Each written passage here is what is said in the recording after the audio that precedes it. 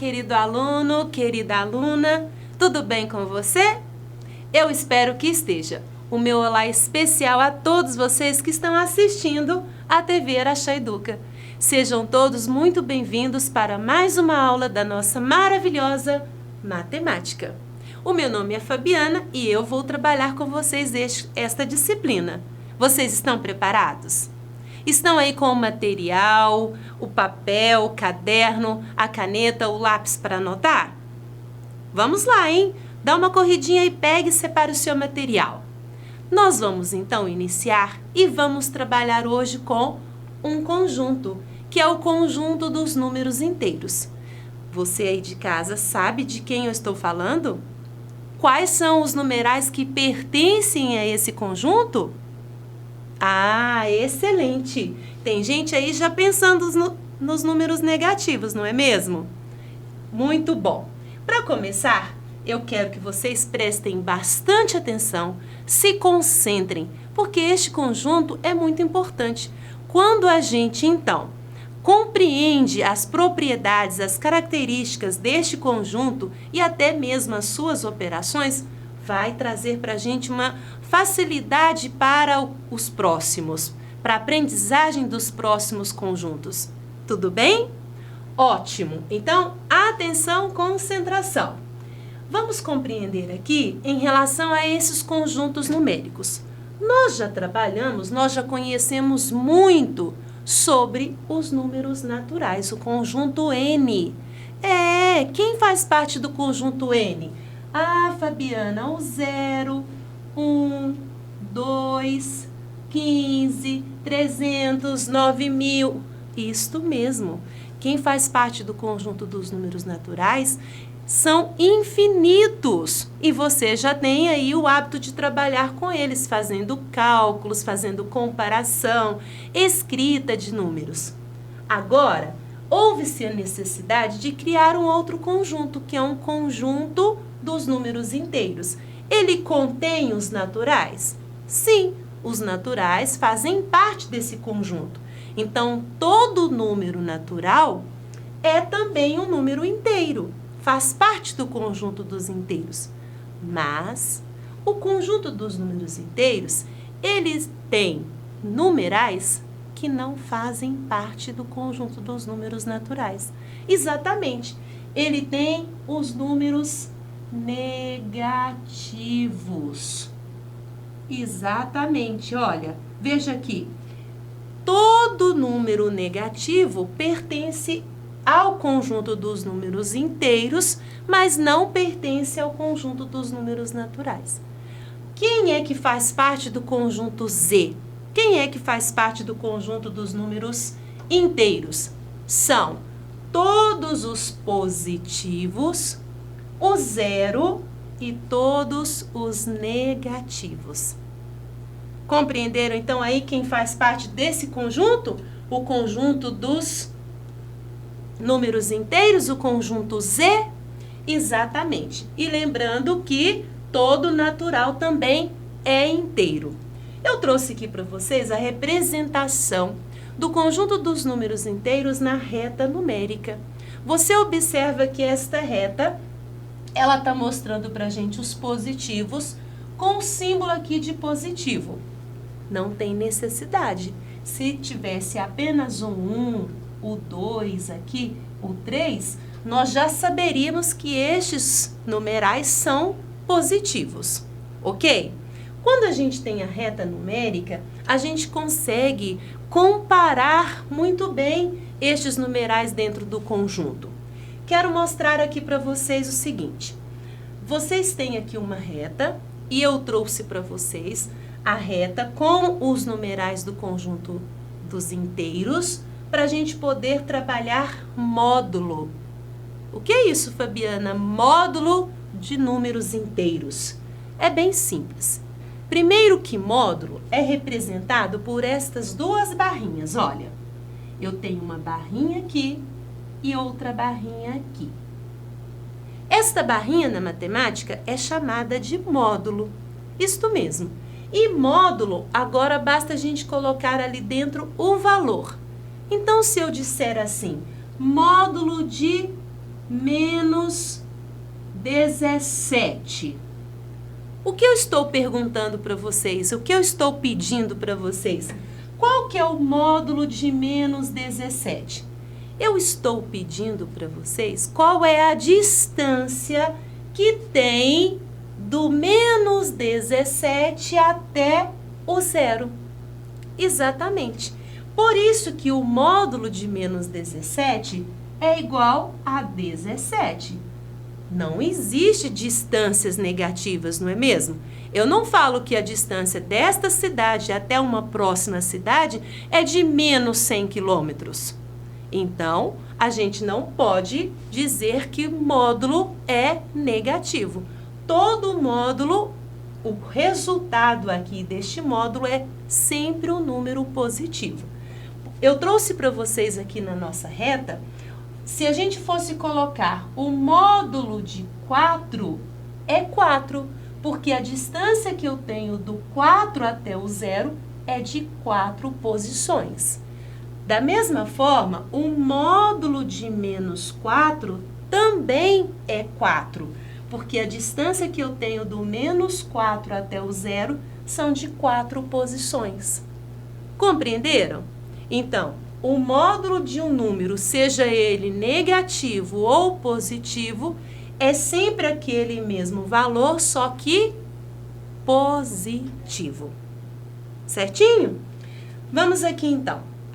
Trouxe para vocês oposto ou simétrico. Você sabe o que é isso? O que significa oposto ou simétrico? É bem simples. Observem novamente a reta numérica. E eu tenho aqui o 0, foi pontuado o 4 e o menos 4. Oposto é aquele número que está do lado oposto à mesma distância que aquele determinado. Então, eu poderia perguntar, qual é o oposto de menos 4? O menos 4 está a uma distância de 4 até o zero. Quem também está a uma distância do zero, 4 posições? É o 4. Então, o oposto de menos 4, a gente poderia dizer, né? Olha, o oposto de menos 4 é igual a 4. O oposto de um número, basta que a gente mude o quê? O que você de casa pode concluir? Para que a gente encontre o oposto ou simétrico, porque essas palavras são sinônimas, para a gente encontrar, então, o simétrico do 21. Qual seria o simétrico de 21? Excelente! Menos 21. Basta, então, a gente alterar o sinal. Se o número estiver com o sinal negativo, o positivo será o oposto. E vice-versa. Entenderam o que é o oposto? Muito bom. Então, eu trouxe para vocês agora a comparação. Nós temos que comparar estes números inteiros.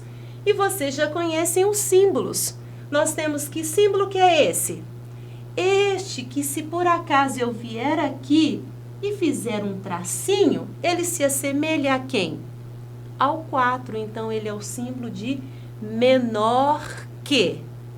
E este outro, se eu vier, fizer um tracinho aqui para me ajudar, assemelha a um 7. Então, ele é o símbolo de maior que. E este é o igual, tão conhecido por nós aí. E se eu tenho aqui a minha reta numérica com os numerais do conjunto dos inteiros, eu consigo comparar. Além do mais, o que a gente pode concluir? A gente precisa concluir para facilitar a nossa vida. O 0, ele é maior. Ele é maior que quem? Quais são os números que ele, é maior? Ele é maior que qualquer número negativo. Para você considerar um número maior, você vai olhar a posição. Se ele estiver aqui à direita, ele vai ser um número maior. Se ele estiver à esquerda, ele vai ser um número menor. Então, veja bem, o 2 não está à direita do 1, porque ele é maior. O 0 está à esquerda do 1, então ele é menor. Compreenderam? Quanto mais à esquerda estiver, menor.